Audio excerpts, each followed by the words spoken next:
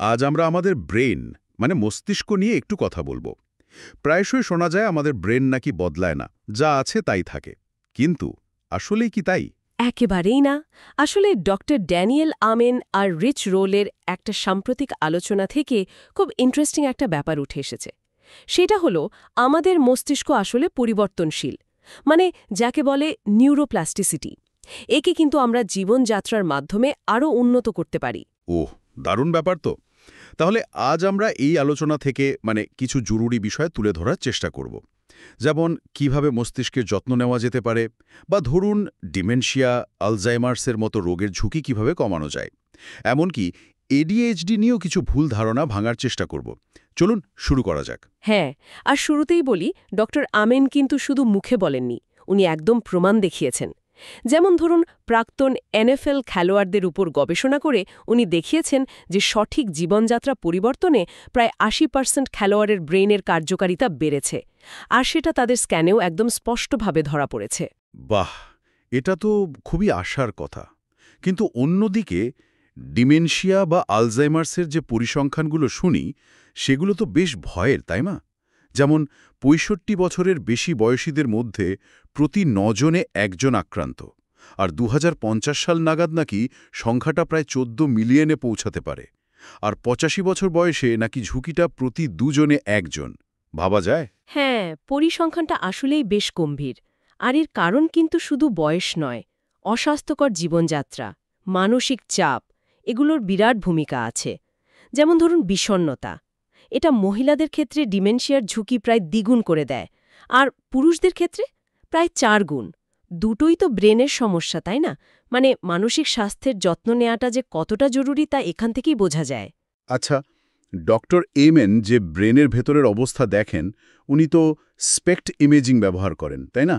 এটা ঠিক কী জিনিস? ঠিক বলেছেন। স্পেক্ট স্ক্যান, এটা আসলে মস্তিষ্কের রক্তপ্রবাহ আর কার্যকলাপ দেখায়।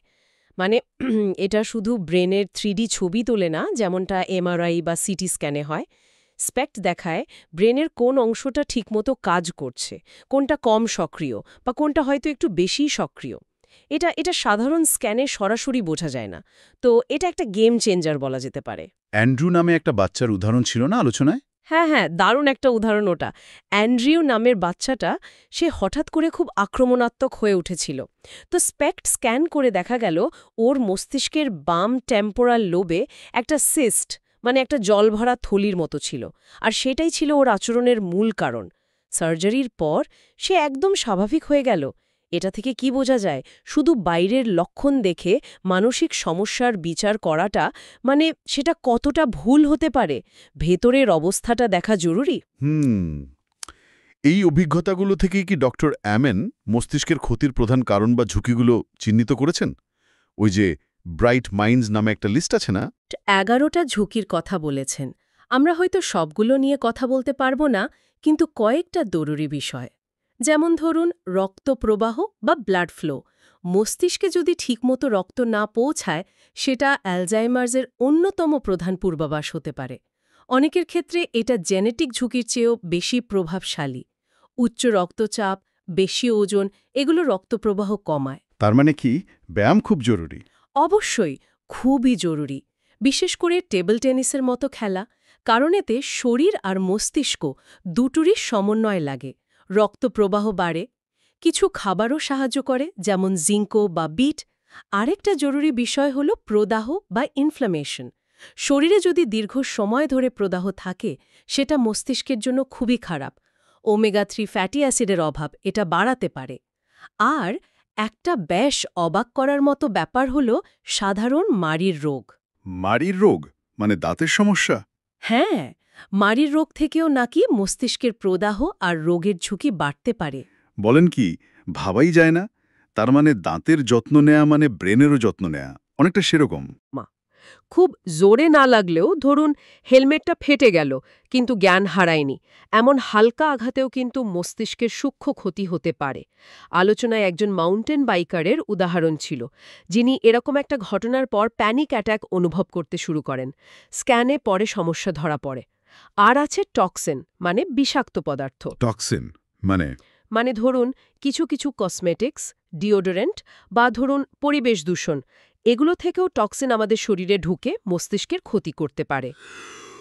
ওরে বাবা, এত কিছু জানার পর তো নিজের ব্রেন নিয়ে একটু একটু অন্যরকম ভাবনা আসছে। ডক্টর আমেন এটাকে ব্রেন এনভি বলছেন, তাই না? মানে নিজের ব্রেনের প্রতি একটা যত্ন নেওয়ার ইচ্ছে জাগা। ঠিক তাই, ব্রেন এনভি মানে নিজের ব্রেনটাকে ভালোবাসা, সেটার যত্ন নিতে চাওয়া। ডক্টর অ্যামেন তো নিজের স্ক্যান দেখেই বুঝেছিলেন যে তার লাইফস্টাইলে পরিবর্তন আনা দরকার। আর ভালো খবরটা হলো, এই পরিবর্তনটা কিন্তু যে কোনো বয়সেই আনা সম্ভব। রিচ রোল নিজেও তো তার আগের জীবনযাত্রা নিয়ে একটু চিন্তিত ছিলেন। কিন্তু ডক্টর অ্যামেন ট্রয় গ্লাসের মতো খেলোয়াড়ের উদাহরণ দিয়েছেন, যিনি মারাত্মক সমস্যায় ভুগছিলেন, কিন্তু মাত্র 2 মাসে তার জীবনযাত্রা বদলে ফেলে ব্রেনের চোখে পড়ার মতো উন্নতি করেছেন। মাত্র 2 মাসে? হ্যাঁ, মানে ভালো ঘুম, স্বাস্থ্যকর খাবার, অ্যালকোহল বাদ দেওয়া, এই ছোট ছোট পরিবর্তনগুলো সত্যি অনেক বড় পার্থক্য করে দিতে পারে। তার মানে আমার কি খুব দেরি হয়ে গেছে? এই চিন্তাটা আসলে ঠিক না। পরিবর্তন সম্ভব। আচ্ছা, কিন্তু কিছু মানসিক অবস্থা, যেমন ধরুন ADHD, এ নিয়েও তো কিছু কথা হয়েছে আলোচনায়। আমাদের তো অনেক ভুল ধারণা আছে এগুলো নিয়ে। হ্যাঁ, ADHD নিয়েও কথা হয়েছে, আর এটা নিয়েও অনেক ভুল ধারণা প্রচলিত। ADHD মানেই কিন্তু শুধু লাফালাফি বা খুব বেশি ছটপটে হওয়া নয়। ডক্টর এমেন প্রায় 7 রকম ADHDর কথা বলেছেন। যেমন কেউ হয়তো মনোযোগী ধরে রাখতে পারে না, যাকে বলে ইনঅ্যাটেনটিভ টাইপ। আবার কেউ হয়তো কোনো একটা চিন্তা বা কাজে একেবারে আটকে থাকে, মানে ওভার ফোকাসড টাইপ। এটা জেনেটিক হতে পারে, আবার মাথায় আঘাত লাগার ফলেও হতে পারে। রিচ রোলের নিজেরই তো এডিএইচডি ধরা পড়েছিল, তাই না? আর উনি তো শুনে বেশ অবাক হয়েছিলেন, কারণ উনি মোটেও অতি চঞ্চল ছিলেন না। ঠিক, এটাই দেখায় যে এই মানসিক অবস্থাগুলো আসলে কতটা জটিল, আর এক একটা জনের ক্ষেত্রে এক এক রকম হতে পারে, তাই না? দেখে শুনে শুধু লক্ষণ মিলিয়ে ডায়াগনোসিস করাটা ঠিক না, সঠিক পরীক্ষা দরকার। তাহলে আজকের এই পুরো আলোচনা থেকে আমরা এটাই বুঝতে পারলাম যে আমাদের মস্তিষ্কের স্বাস্থ্য, এর ভবিষ্যৎ, সেটা কিন্তু অনেকাংশেই আমাদের নিজেদের হাতে। মানে জীবনযাত্রা, খাদ্যাভ্যাস, আমাদের চিন্তাভাবনা, এগুলো বদলালে সত্যি একটা পার্থক্য আনা সম্ভব। একদম। ডক্টর অ্যামেনের কাজ আমাদের এটাই শেখায়, এটাই আশা দেয় যে বয়স যাই হোক না কেন, সঠিক যত্ন আর সচেতনতা দিয়ে আমরা আমাদের মস্তিষ্ককে সুস্থ রাখতে পারি। শুধু তাই নয়, এর কার্যকারিতা বাড়াতে পারি আর ঝুঁকিও কমাতে পারি। চমৎকার, দারুণ একটা আশার কথা শোনালেন। আচ্ছা, তাহলে আজকের মতো শেষ করার আগে শ্রোতাদের জন্য একটা প্রশ্ন রেখে যাই। যেহেতু আমাদের সব অভিজ্ঞতা, সব অনুভূতি, সব কিছুই তো ওই মস্তিষ্কের মাধ্যমেই তৈরি হয়, তাহলে আজকের আলোচনা থেকে একটু অনুপ্রাণিত হয়ে এমন কোনো একটা ছোট কিন্তু নিয়মিত অভ্যাসকে আমরা শুরু করতে পারি, যা নিজের মস্তিষ্কের প্রতি এই ব্রেইন এনভি বা যত্ন আর ভালোবাসাকে আরও একটু বাড়িয়ে তুলবে।